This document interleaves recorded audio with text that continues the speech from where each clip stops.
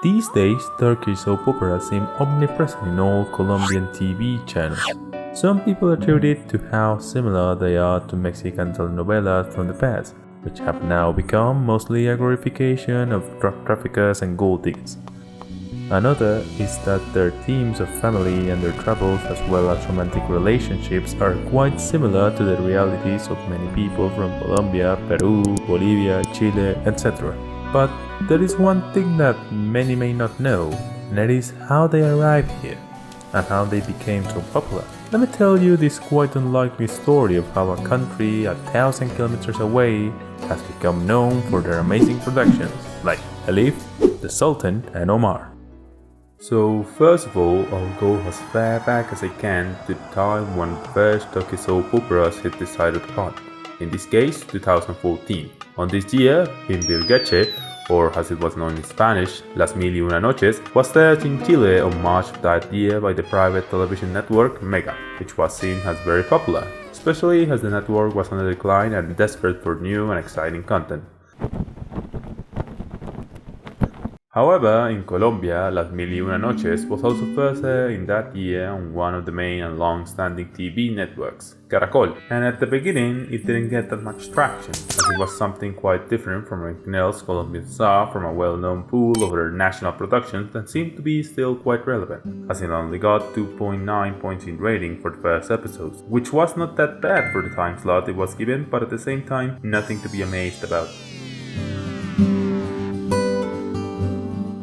A year later, one soap in particular seemed to be quite popular in Caracol, and its legacy will go on as that one who enchanted the country of Encanto.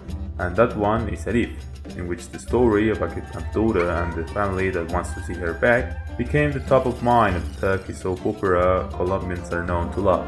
Some things that Elif brought back to the entertainment space in Colombia was mostly what we talked about earlier: family issues, love engagements that ended up in tragedy, and the implication of innocent children in all of this. Everything was new, but at the same time familiar. Most of them hooked the traditional viewers of soap operas, which were housewives and senior people. Elif was last aired in Caracol on 2020. Then, many more will come to all other Colombian TV channels like Que Culpa Tiene Fatmagul, as well as Mujer, and currently Kisim and Herkay are right up there on Caracol's early and prime time slot. At the same time, other channels like RCN aired in 2018 productions like Doctor Milagro, which was adapted as an American TV series, The Good Doctor. However, it seems that it originally was a Korean production by the name of Good Takteo.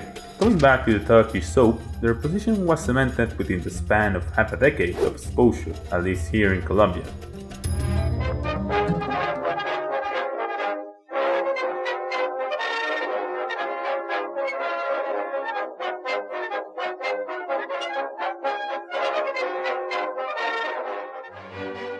So, to wrap this one up, I will say some general things about why these soaps are conquering Colombia and Latin America for that matter.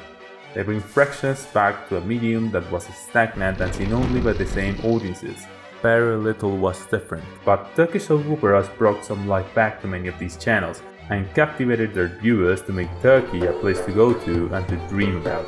And they also showed that soft power can also be exercised without any government intervention and interference, as it was the case with the first soap that it was introduced in Chile, through the means of interaction that globalization provides.